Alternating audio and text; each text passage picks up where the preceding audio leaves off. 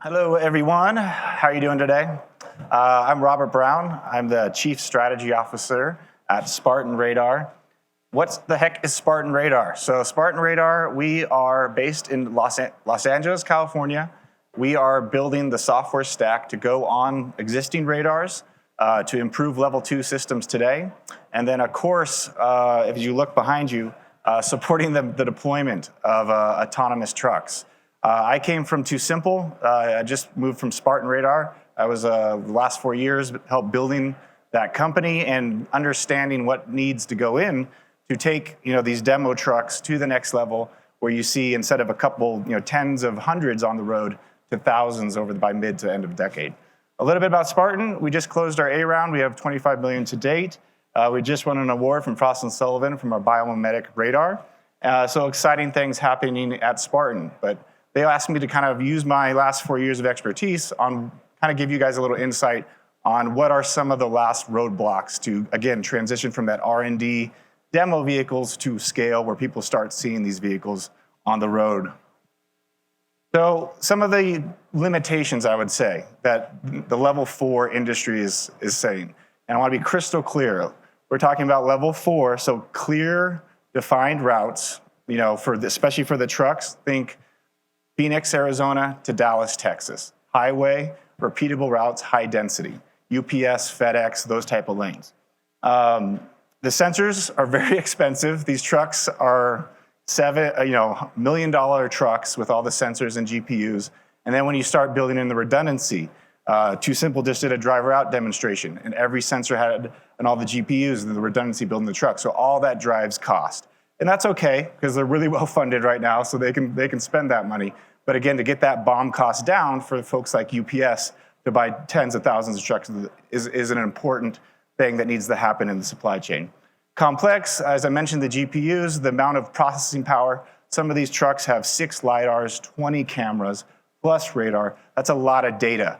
So folks like AWS and Microsoft are very excited, as usual, to collect that data and make even more money. And then, of course, the robustness, automotive-grade sensors and all that needs to go into it. And then you have, of course, the inclement weather. But I always remind people, that's okay. It's okay if the first deployments are in the Sun Belt. You have to start. People always used to ask me, like, what's going to happen in a blizzard going up in Colorado hauling nuclear waste? I'm like, we're not going to. It's going to be Phoenix to Dallas, the Sun Belt, Southwest and Southeast. But again, eventually, as you want to see this deploy into the Northeast, into the Northwest, you have to solve that inclement weather issue where radar and other sensors can really benefit that. And then the edge cases. Shouty, the CTO of Too Simple, Don Burnett, the CEO of Kodiak, they all talk about these edge cases. And even though the highway is a lot, let's say, easier than driving in downtown San Francisco, it's amazing what you see on the highway. People pushing shopping carts down the highway, mattresses flowing off, ladders. There's a lot of chaos, even though it's divided and you're going in the same direction. So solving for those edge cases, whether it's a disabled vehicle on the right-hand side, you're required by law in Arizona. If that's an officer that's pulled someone over, the truck has to move over or slow down. And so having a perception stack and everything that goes into it that supports the safe deployment, because this industry has to be safer than a human driver for it to deploy. Because I don't think people like my parents, even though I worked in this industry, are still terrified of this technology. So you have to reassure them and prove that you are safer than a human driver. Luckily, humans are knuckleheads, and so it's not that hard to prove it. But also human drivers are also very skilled as well. And then, of course, production sensors, taking those $1 million trucks and getting the BOM costs down, getting the GPUs costs down, and then building the infrastructure to support those. So you have to think about refueling. You have to think about connectivity. You have to think about how you offload that data. That's a lot of data, terabytes of data that is being generated by an hour. So how do you offload that data in a timely manner when there isn't 5G in the middle of West Texas? So lots of interesting things to think about. But here's the good news. I just listed you all these problems. So when I started at Too Simple, we were the black sheep of the industry, and I mean not Too Simple, AV trucks. Everyone thought it was going to be robo-taxis. I remember Lyft Level 5 at CES was like, we'll all be in robo-taxis in 3 years, and da-da-da. I called it the CES BS. So, but one thing nice about this is that the whole industry is now pivoted to use cases where the technology fits and also the business use case fits. And minus the stock prices for some of these companies, the public markets have infused the industry with enough cash to deliver it from an R&D, kind of a fun science DARPA project, to commercial scale. You have OEMs that have decades of experience building trucks partnered with these tech providers. So you have vested interest, the tier ones, the tier twos, the insurance industry, the government, everyone working together to pull this off. Because I like to remind people, if we don't pull this off, we're in a world of hurt. And I know there's always a scare around workforce. My cousin is 26 and a driver. Not one person will lose their job from this technology. We need drivers to support these trucks. So that, again, it's level 4. It's going from Phoenix to Dallas, but it can't drive in downtown Phoenix. It can't drive in downtown Dallas. It can't haul certain loads. So there's so much that goes into it that's really gonna, take time, decades. But again, I always remind people that's okay, because the trucking industry knows where the freight's going. They know the high density lanes, and it will evolve over time. All right, and so here's the truth, as much as I can give you the truth.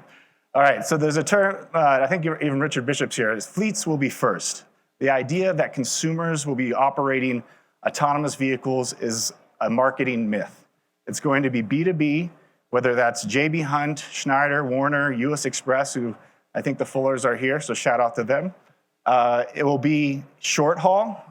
Folks who are familiar with Neuro, they've been advertising delivering pizzas in Houston.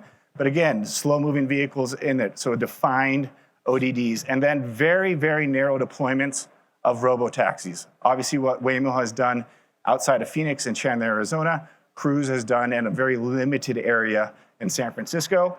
But again, that's okay. And the notion that you'll be able to go to your local car dealer and buy an autonomous vehicle is not accurate, regardless of what Elon keeps tweeting.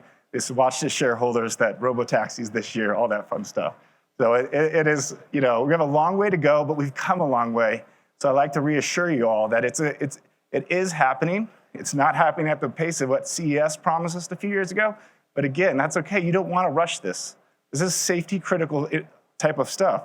And it needs to happen, again, to stir up our supply chain, reduce greenhouse gases, and all that good stuff. So we also get a lot of questions about regulations, like how is this ever going to happen from a regulatory perspective? And it already is happening. Would we love a bill in Congress? Sure, but you don't need. Luckily, we don't need Congress to do this. The industry is working with USDOT. I worked hand in glove with law enforcement across all the states we tested. All the companies do it, and I can vouch for them. And it's a give and take, building trust. They're on the vehicles.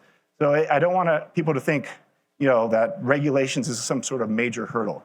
Is there some final things we need to do, like figure out how cops interact with these vehicles? Yes, but the industry is working on that.